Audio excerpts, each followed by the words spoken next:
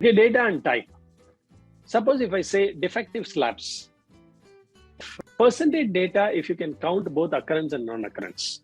For example, out of 1,000 slabs, 26 slabs are not okay or defective. So that's a percentage.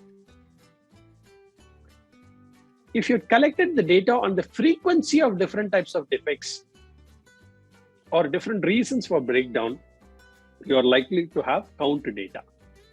For example, how many slabs had rough surface?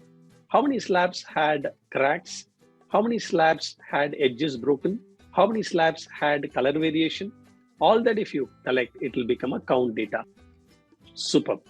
Okay, let's go through another example of different types of data. Now a van is coming inside. Welcome.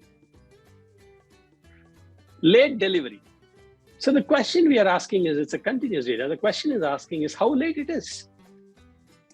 It can be 25 minutes late or 24 minutes and 30 seconds, or it can be 24 minutes, 29 seconds and 30 milliseconds. So it is a continuous data, how late the delivery was. Suppose that is the reason I told in the beginning, the question you ask should be very clear. The question that you ask should be here. Suppose the question that you're asking, this is called operational definition of measure. You need to be very clear about the question and the way you're going to measure and the type of data that you're going to collect.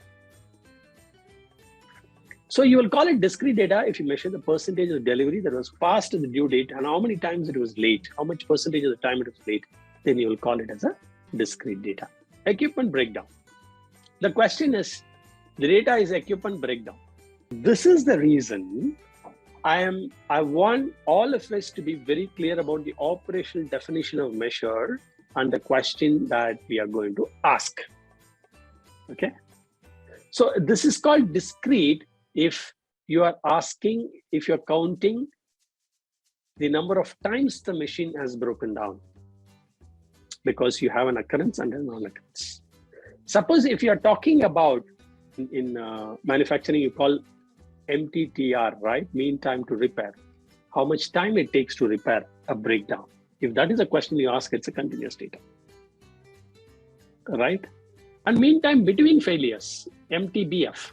MTTR is mean time to repair and MTBF is mean time between failures. It is like if I get a cold or cough, the mean time to repair for me is 3 days. And mean time between failures is probably 4 to 6 months. Okay, mean time between failure. So if this example is clear. So if you collect the data on the frequency on the different types of defects, different types of reasons for breakdown, then it's a count data. So what's the next one that we have? Okay, for accounts people, overdue accounts. Like lateness, you have the discrete data also, if it is a percentage of overdue accounts, okay? Or continuous, if it is how long the accounts have been overdue. So it's a type of question that you ask to really classify that as discrete or continuous. I'm deliberately giving example that comes under both these categories, okay? So that we mull over it again and again. And next time somebody, in a Six Sigma project, you talk about data collection plan, please make sure the question you ask should be clear. And based on the question that you ask, the type of data is important. All right, this is for customers, lost customers, continuous or discrete. Again, it depends upon the question you ask.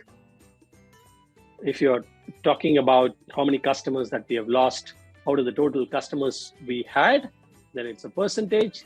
If we talk about what is different type of customers in different categories, then it becomes a count data. Okay, so I've given you the summary of all that I have represented here, and whether it would be a continuous data or a discrete data. And I've also given you some pointers here, 1, 3, and 2, so that you can see the notes below, so that you can get this summary.